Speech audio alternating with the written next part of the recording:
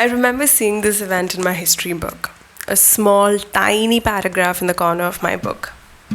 13th April 1919, a date that I had by-hearted back then just to get some full marks in an exam. That's all what it meant to me and the other kids in the class. Pure privilege for us to just consider it a date. But for some, even after years go by, the trauma still stays. And this is the story of one such man. Hey guys, welcome back to my YouTube channel. If you guys are new here, then hi, this is The Storyteller. Here we review stories in the form of doodling, and if that's something that excites you, then do not forget to hit that subscribe button down below. Also, if you guys have any suggestions about any movies that you'd like me to review this way, drop them below as well. So today we're going to be doing the review of the movie Sardar Udham, directed by Shoorjit Sircar, with Vicky Kaushal in the lead role. Okay, now coming to story and writing. If you're looking for a movie that's highly intense, that has revolutionary slogans and protests and fights from the start till the end, that's like your normal freedom struggle movie, then probably this is not the right fit for you. This is the story of a man, Udham Singh, who tries to seek revenge for the massacre that happened at Jallianwala Bagh. A man who waits 21 long years to seek revenge. And his entire movie is his journey.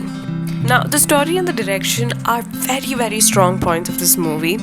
The freedom struggle movies that I've seen usually have a similar pattern. Protagonist who joins particular movements, and at the end either there's an assassination or a win or something major that happens. Here it's completely in reverse. In the first itself you get to see the assassination happening. You see Udham Singh getting his revenge. The investigation that then follows up on the murder and the trial of Udham Singh helps us understand the how aspect to this. And it's in the last 1 hour you truly understand the why behind all the actions of Udham Singh. It is a slow burn movie, and I like how they slowly increase the impact of it.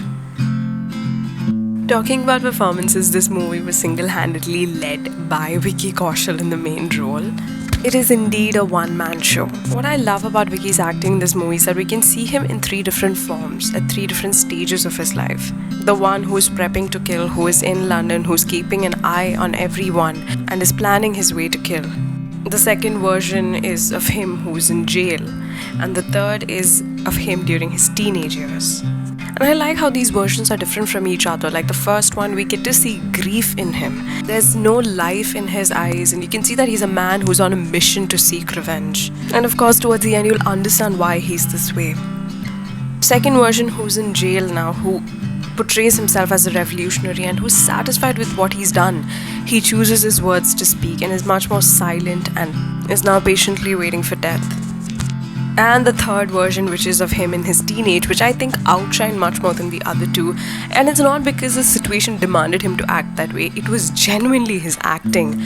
The facial expressions, even the body movements is that of a teenager. And I think that's absolutely brilliant. He moved exactly like a teenager, even when he's not one.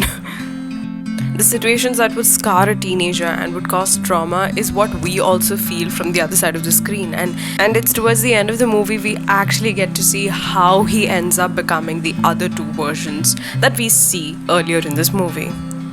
I also think Amol as Bhagat Singh and Sean Scott as Michael O'Dwyer did a great job. Even though it is a one-man show by Vicky, I think all the supporting cast was amazing and great casting, absolutely great casting for this movie.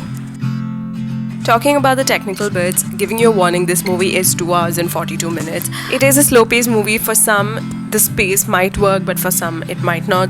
Personally, for me, I loved the storytelling, the way it was told. The non-linear storytelling and the slow pace is something that absolutely worked for me. I feel the ending did have an impact on me simply because it was slow from the start. But it's up to you. This movie's cinematography won my heart, and so did the editing, which I felt was really good.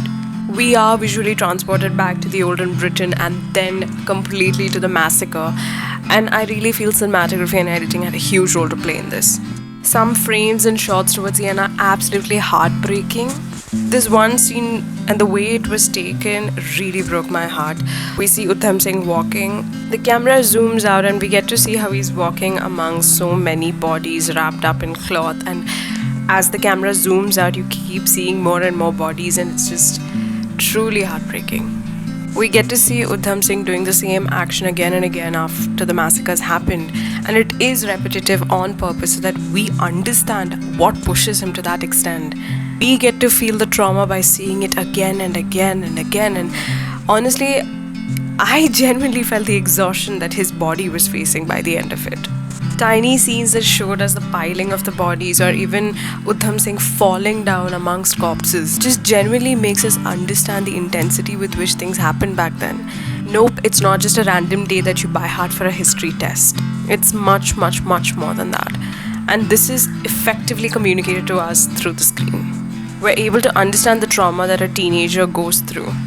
And honestly, the cinematography, editing, and the music that uplifted this movie to a whole other level truly, truly, truly deserve a huge round of applause. It's really, really amazing. Sardar Udham is a story that not a lot of us know. Definitely not a story that's covered in history textbooks.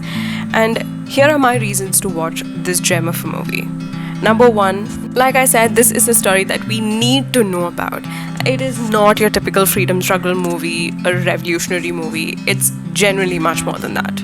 The second is a non-linear storytelling. Going back and forth in the story is beautiful. The third is an obvious one. It's Vicky Kaushal's amazing performance. And the fourth is the brilliant direction. I know he took a lot of years to complete this, and the efforts are truly seen. Even though this is a long movie, I would definitely recommend it to you guys. It's really, really, really a great watch. For this movie, I would give 4 stars out of 5. Though give it a watch, I do think that it's a story worth watching, even though it's long. And if you guys like this video, do not forget to hit the subscribe button, and also let me know about movies that you'd like to be reviewed in this format as a suggestion through the comments down below. So that's basically it for this week, guys. Thank you so much for your time. I will see you guys really soon with lots of love. It's your storyteller. Bye.